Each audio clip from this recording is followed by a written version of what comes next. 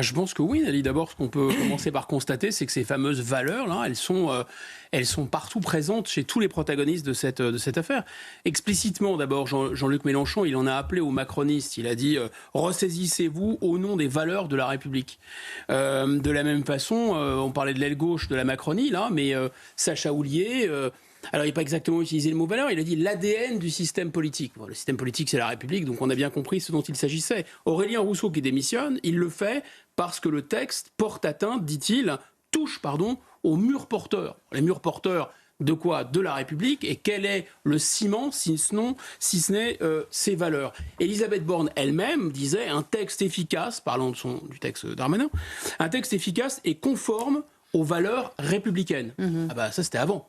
Avant le recompte, avant la calculatrice, puisque là maintenant c'est un texte qui a été pollué par l'apport de voix du Rassemblement national, parti dont Mme Borne a bien reprécisé qu'il n'était pas dans l'arc républicain, donc hors des valeurs républicaines. Et le chef de l'État, s'il a décidé de saisir le Conseil constitutionnel après que le texte pour lequel il a bataillé d'une certaine façon a été adopté, c'est parce qu'il opère une sorte de tri sélectif.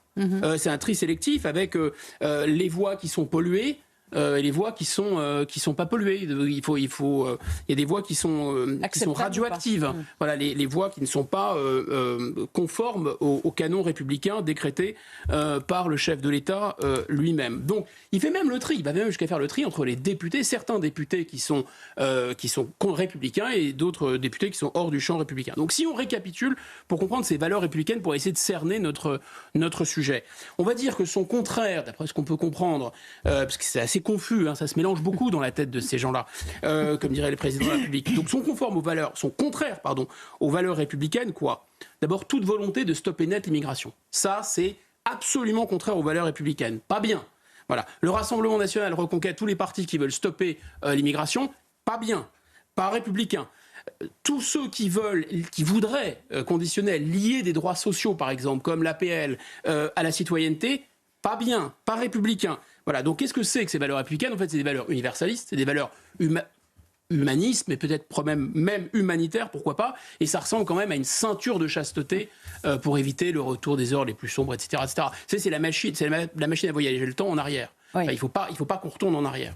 Alors, c'est quand même un peu un terme fourre-tout. C'est un mot valise, cette formule de valeurs républicaines. Quelle en est l'origine exactement ? C'est complètement fourre-tout et je pense que le plus raisonnable, là encore une fois, pour essayer de comprendre ce qui relève à mon sens quand même beaucoup de la confusion mentale, c'est de lever le capot, on pourrait dire historique, et d'essayer de comprendre ce qu'il y a derrière ce... Parce qu'il ne peut pas y avoir de valeurs républicaines si on ne fait pas référence à ce qu'est la République, ce qu'a été la République dans notre histoire. Donc là, on trouve deux origines. On trouve l'Ancien Régime avec res publica. Res publica, c'est la chose publique, c'est l'intérêt général, c'est hérité du droit romain. Ça a été récupéré et recyclé par les légistes de l'Ancien Régime en disant ce que veut le roi, c'est l'intérêt général. Donc c'est la res publica, c'est la République.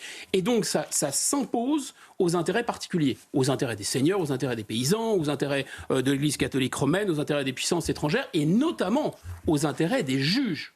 Très important. Ça a été récupéré après 1789 par la République et par la Révolution en disant finalement qu'est-ce que le souverain maintenant ? C'est le peuple. Le peuple, à travers ses représentants, la nation, qui exprime un intérêt général à travers la majorité du peuple. Et donc ce que veut la majorité du peuple, vox populi, vox dei, ce que veut la majorité du peuple, c'est l'intérêt général. Et même raisonnement, ça doit s'imposer aux intérêts particuliers, ça doit s'imposer éventuellement aux puissances étrangères, parce que le peuple français n'accepte pas d'être soumis, ce n'est pas un esclave. Et troisièmement, ça doit s'imposer notamment aux juges. Et c'est ça le cœur de l'intérêt général. Donc si on parle de valeurs républicaines et qu'on ne joue pas sur les mots, la valeur suprême pour un républicain, c'est l'expression de la volonté générale, donc l'expression de la volonté du peuple ou de la nation. C'est ce qu'on retrouve avec la formule célèbre de Mirabeau, nous sommes ici par la volonté du peuple et nous n'en sortirons que par la force des baïonnettes. Et là où c'est complètement stupéfiant, c'est le retournement sémantique. Parce que là, le chef de l'État, pourquoi il saisit le Conseil constitutionnel ? Parce que cette loi, puisqu'il y a les fameuses voix, l'apport de voix contaminées, non républicains, donc il saisit le Conseil constitutionnel, peut-être parce qu'il va découvrir qu'il y a des choses dans cette loi qui est maintenant contraire aux valeurs républicaines. Et donc on a un texte qui a été voté par la majorité des représentants du peuple, donc par la volonté générale, dont tous les sondages disent qu'il est agréé d'une certaine façon, qu'il est voulu par la majorité de l'opinion publique, même des électeurs de LFI d'ailleurs, soit dit en passant, eh bien non, on va demander aux juges, contrairement à toute la tradition française, de voir si par hasard, ce ne serait pas contraire aux valeurs de la République. Et donc on voit bien que ce terme de valeurs de la République, c'est un mot gris-gris. C'est un mot qui sert à un espèce de gris-gris comme dans les tribus primitives pour faire reculer le peuple primitif. Oui. Arrière, peuple, arrière, tu ne sais pas ce que tu veux en fait. Mon pauvre ami, tu n'as pas de véritable conscience républicaine. Nous savons mieux que toi ce qu'est la République. Le tout pourquoi ? Pour faire prévaloir l'avis de quelques grands bourgeois qui siègent dans des conseils constitutionnels, conseils d'État, etc.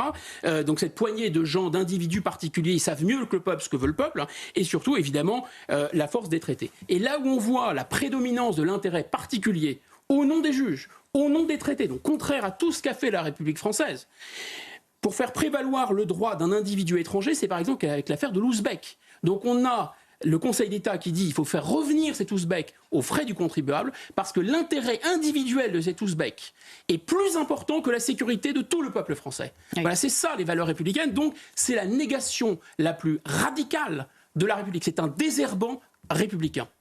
Le sujet de l'immigration attaque-t-il les valeurs de la République selon vous ? C'est le moins qu'on puisse dire. Bis repetita. D'abord, il y a au moins 3 mécanismes pour attaquer la République dans cette affaire. D'abord, effectivement, c'est à travers ces fameuses valeurs.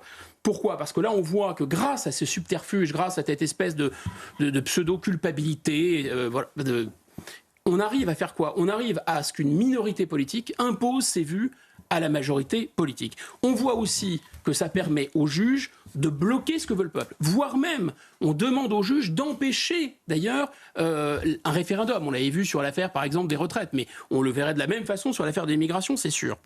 Et enfin, ça permet, comme ça, en loose day, à des instances post-démocratiques, post-nationales, évidemment, je fais directement allusion à l'Union européenne, puis c'est en train, pendant que le peuple est interdit de légiférer, ou peut-être va être annulé dans ses délibérations, ils vont avancer sur le sujet et ils vont imposer, ce qu'ils imposent déjà depuis longtemps, une immigration de peuplement contre l'avis de la majorité du peuple. Deuxième mécanisme, eh bien, concrètement, ça fait prévaloir des intérêts particuliers contre la volonté générale d'un peuple, du peuple français, et donc de la démocratie, et donc de la République. Voilà, le tout.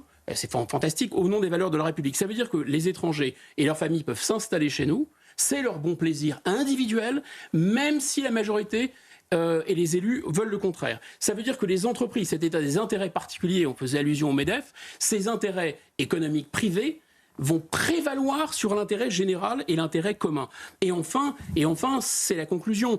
Normalement, il n'y a pas de République. Depuis l'idée de la République à Athènes, la République est fondée sur un distinguo simple entre le citoyen et le non-citoyen. Celui qui a l'âge de voter, celui qui n'a pas l'âge de voter, celui qui est étranger, celui qui n'est pas étranger.